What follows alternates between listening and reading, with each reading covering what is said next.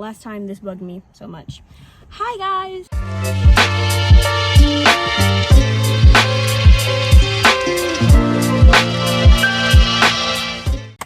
Today we are starting a new series on my channel, and it is going to be called Let's Get Into It. You and your friends might be talking and like some tea comes up and y'all like, no, like let's really get into it, and you get into it.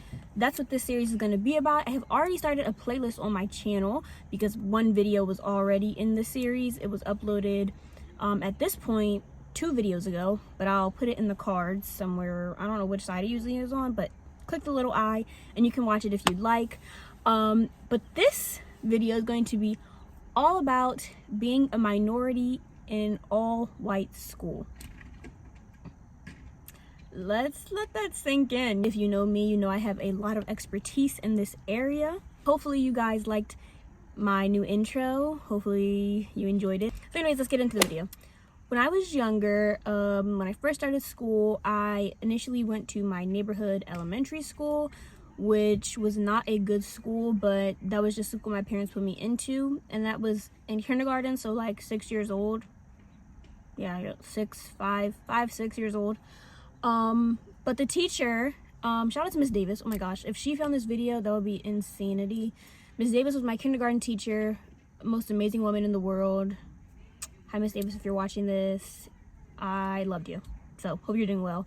Miss Davis came to my parents and she was like, hey mom and dad, this curriculum is a bit too easy for her. She needs a challenge, get her out of here. My mom and dad were like, where do we put her?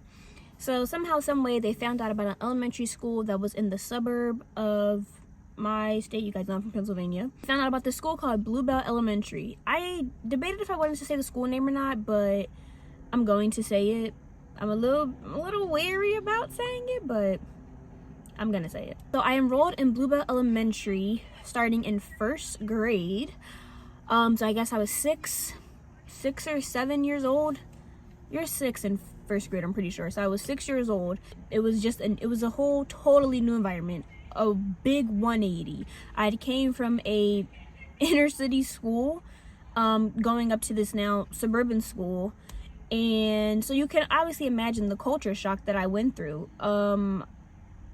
I was one of literally a handful of black kids in the entire school. The school was grade kindergarten to 5th. I started at 1st though, but I could literally probably count on 2 hands how many black kids were in that entire school. And this was about 2006, I'm pretty sure. There were very few kids that weren't white. Coming into this school, everybody was different from my last school. No one was black with braids, barrettes. No one came from a single parent household like I did. Everybody was totally different. It was straight blonde hair, blue eyes, or you know, brunette hair, whatever, green eyes, 2-parent households, gated communities. It was completely different from anything I had ever experienced thus far at that point in my life. Obviously, my parents were doing what was best back then. Unfortunately, if you were going to send your kid to a good school, you had to, unfortunately, give up the diversity aspect. Now in 2021, almost in 2022, I think we're in a better place now where you can send your kid to a good school, but you can still have them around a bunch of different ethnicities, nationalities, races, all that kind of stuff, which is great. But back then, 2006, unfortunately you did. And I also want to give a big freaking shout out to the people who allowed me to go to this school. My mom at the time worked at a daycare, and her boss was this lady named Miss Stacy. Miss Stacy was kind enough to let me use her address to attend this school. Yeah, this was so long ago. I hope this isn't like bad to say. I don't go to the school anymore. And obviously that was elementary school. Here I am now, not in elementary school. So the reason I was able to go to the school is single-handedly because of Miss Stacy and Mr. Dan. If you guys ever happen to come across this video, thank you so much for your kindness. The fact that you guys did that, you obviously did not have to do that. Miss Stacy, Mr. Dan, you guys are amazing. Hope you're doing well. Thank you for every endeavor. I wish you nothing but the best. Some of the most sweetest people you would ever meet. Getting back into the school. And my first ever teacher there, I don't really want to do too much name dropping, so we won't say her name, but she was an amazing teacher. Loved her. She knew, where I was coming from to where I am now. I'm pretty sure. And she did a good job making sure I was well adjusted, making sure everything was cool, great, amazing and everything. But there are just some things you can't be prepared for that people can't necessarily help you with, if you get what I mean. One of them is the culture shock that I went through. Sorry about the lighting. It's like evening time. The sun is completely set. It was really rough. To be surrounded by no one who looks like you is an experience that I can't even really put into words, but it's really hard. And let me preface this by saying, because I don't want anyone to think that I'm not aware of this, I do know that I hold a privilege, if you will, because of the way I look. I'm lighter skinned, finer hair, I have less African American features, if that makes sense. I know there is privilege in looking the way I look, and I definitely want to point that out. I want to, acknowledge that. I don't want anyone thinking that I'm not aware of that, because I'm 110% aware that there is privilege in looking how I look. I don't take it for granted. I don't ignore it. I know it's there. So I just wanted everybody to know that. But unfortunately, back then, I was still very much the black sheep. No pun intended. The amount of stories I have, we would be sitting here all day long. So upon arriving, I meet this little girl. We'll call her Becca. So Becca and I are friends, and Becca finds out that my mom used to be her preschool teacher. And so Becca comes to school one day like, oh my gosh, like, I know your mom. She cared for me in daycare. My mom told me about it, blah, blah, blah, blah. So I'm like, oh, like, that's crazy. I go home and tell my mom. My mom's like, oh my gosh, yes, I loved Becca as a baby. She was great. So Becca and I, we become friends. I can't remember, like, if I was super close to anybody else at the time. I just remember me and Becca being like, besties for the rest of One day, Becca comes to school and she's like, hey girl, so I can't play with you anymore. Mind you, I'm 6 at the time, and so is she. So I'm like, whoa, what do you mean? What do you mean you can't play with me? What happened? She's like, well, my mom said I should hang out with my other friends. So I'm like, okay, we can't play together? 6-year-old me is completely confused. I don't understand what she means. I'm like, okay, yeah, let's all hang out. And she's like, no, my mom said I have to hang out with my other friends that aren't you. I didn't really get what she was saying. So upon hearing this, I'm obviously super sad, because I'm like, oh my gosh, me and Becca can't be friends anymore. What the heck? What did I do? Did I say something? Did I do something? Completely confused. So I go home and tell my mom, and my mom's like, what do you mean? And so my mom and dad ended up having a meeting with Becca's mom and dad.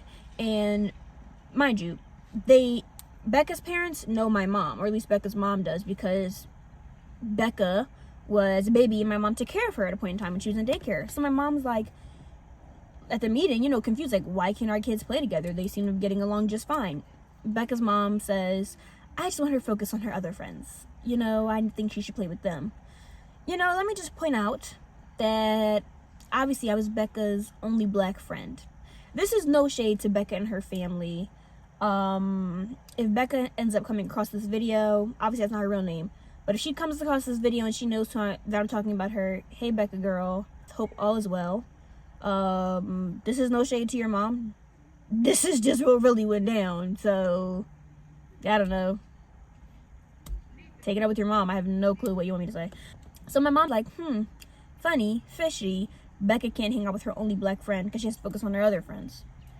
Very interesting, very much head scratching, what's tea? But they're kind of like, okay, whatever. There's no real resolution to the meeting, obviously, because if a parent is telling you, I don't want my kid hanging with your kid, what do? You can't force the parent to say, my kid has to hang with your kid. So me and Becca end up not hanging out anymore. We just go from this to this, baby. She listens to her mom and we don't talk that much. And so I end up no longer talking to Becca. That's just one story. Next story. So I think this was first grade still, I'm pretty sure.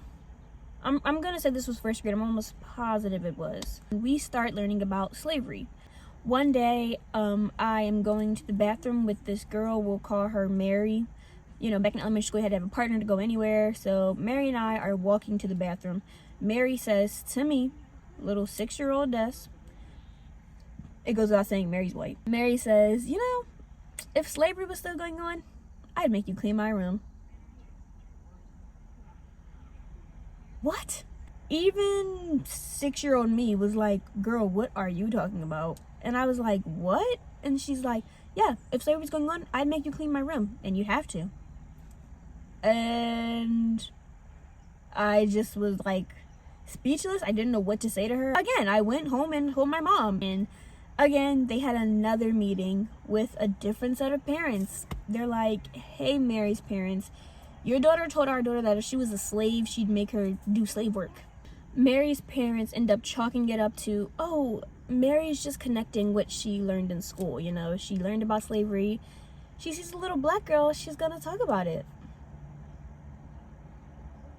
No bullshit, I can't make this up. That's literally how the meeting went. Obviously, that's not what she said, what the parents said verbatim, but they did say Mary's just connecting what she learned in school. It was harmless. In telling all these stories, I want to say no shade to the kids. We were all little kids. No shade to the parents. This was 2006. Everyone wasn't as racially sensitive or aware as they all are today.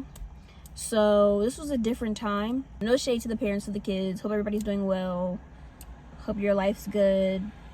You know, whatever. I don't lose any sleep at night. No need to worry. That's what happened. There was no resolution to, once again, this story, because Mary's parents didn't see the issue. They don't see the problem. You learn about slavery? Sure, tell a black kid they can be your slave. No big deal. Hopefully you see the flaw in the logic. So yeah. Now, I guess let's more so get into the effects this had on me. The biggest effect, really, I know for a fact, was hair. I was obsessed with straight, long hair. That was like all I knew, because that was all I saw around me. That was all I wanted. Your girl was dying for some long, straight hair, let me tell you. I would come home from school and I would put my mom had this like brown straight wig. I would come home from school and I would plop that on my head and walk around with it. Because, guys, you have to realize, I was always in braids, never got to see my hair straight back then. My mom didn't straighten our hair much when we were little, which, shout out to my mom for not straightening my hair 24/7. That is amazing. Mom, you rock.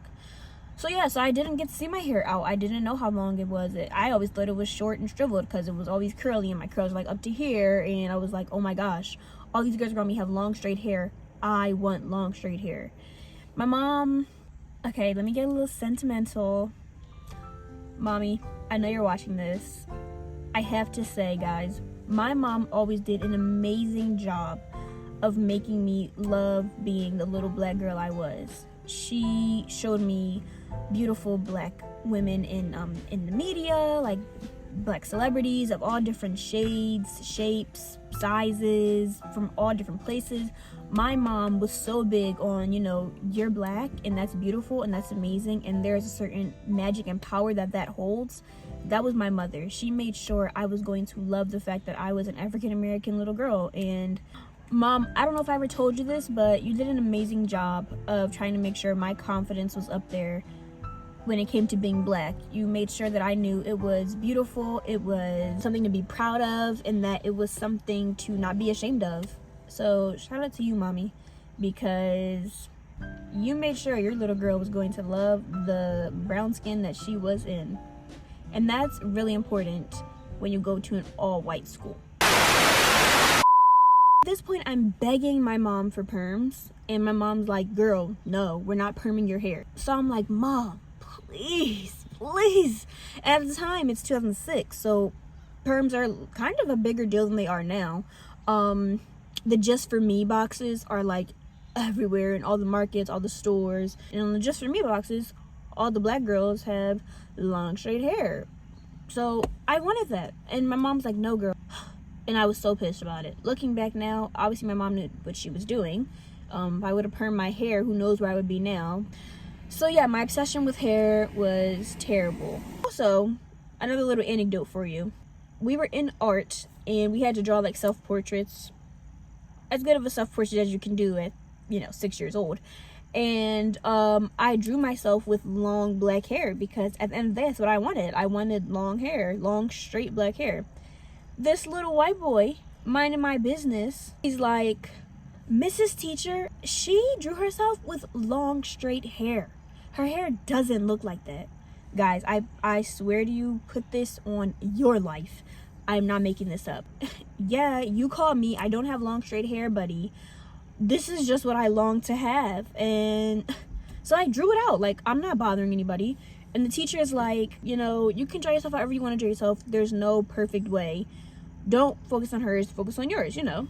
Basically telling him, shut the hell up and mind your business. God forbid I draw myself with long straight hair. Joke's on you. I was manifesting, bitch. So I guess we should get into the downfall of me in Bluebell Elementary. Back then, I think this still is a thing, I don't know. For suburbs at least, like, you have to live in that area to go to that school, pretty much. I didn't live in Bluebell, so I technically wasn't able to go to school, but Miss Stacy and Mr. Dan did, and so they let us use the address. People started getting suspicious. The superintendent or somebody came out and was like, they don't live here. And they gave us the boot, y'all. They was like, y'all gotta get the out of here. Yeah, they told us to leave. Being older now, I realized the whole you gotta live in this area to go to this school suburb thing. I could go on and on about it, but I'm gonna keep it a buck. It's definitely racially motivated. Now there are definitely more black people in the suburbs, but it's still, a lot of suburbs are predominantly white area. Y'all can do what y'all want with that information. We all know what's tea. We're here. And we had no choice but to go. My parents were obviously extremely angry because we were, at this point that I was asked to leave, my little sister had started going to the school. She only was able to go to the school for like half a kindergarten. She didn't even get to go that long. I was there from first to half of fourth grade.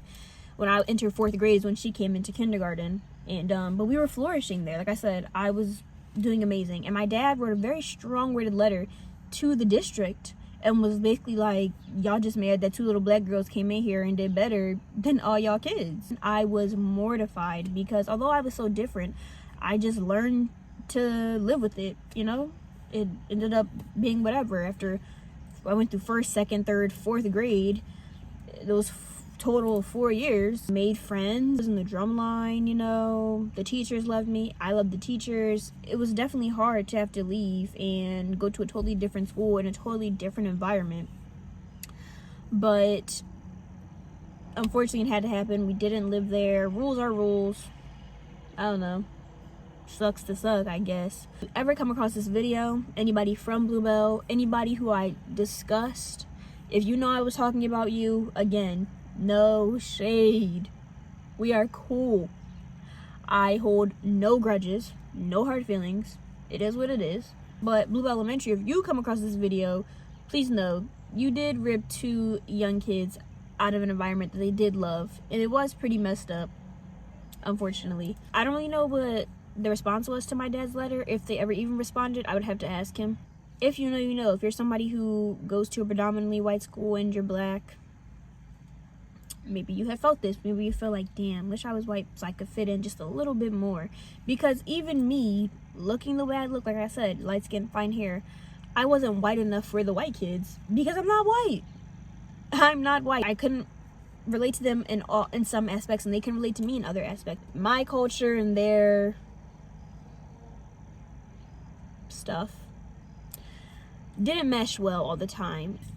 Parents come across this video who have black kids and they send their kid to a predominantly white school, take some notes from my mother, show them other black people outside of school, make sure they're surrounded by other black people, you know, like obviously you guys have your family, but maybe some friends, you know, make sure the activities with black kids, because it is extremely tough.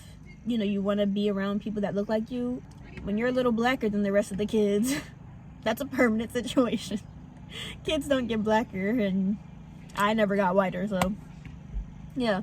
But I don't know, funny enough, I transferred schools to another inner city school, and I was too white for those kids. I was too black for the white kids at Bluebell. Then I was too white for the black kids at this other school.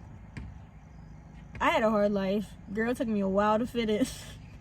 I really hope you guys enjoyed this video. I hope you guys will enjoy this series. There are other topics I will put into this series, obviously. But the series is, as you can see, all about getting into some real topics, you know. I don't want my channel to just be all fun and games. We all love a little bit of comedy. A little bit of fun. We all love that. I live for that. but I have a deep side to me. Laugh out loud. So yeah, this series is all about topics that, you know, are a bit thought-provoking. I really hope you guys enjoy it. If you want to comment down below any topics for this series, please feel free. I'm open to any and everything. I have no issue stating my opinions. That's the end of the video. Currently I am now still black. Yep, that part didn't change. But now I am a 22-year-old black girl who likes being black, who embraces her curls. Never mind the straight hair I currently have. We're reverting soon. I'm into it now. 6-year-old Des was not into it. She was very much pushing that away and trying to be as white as she could be, so, you know, the white kids would forget that I was black. We're on a different wave now at 22 years old. Hope you were entertained. I don't know. Yeah, so I will see you guys in the next video. Bye!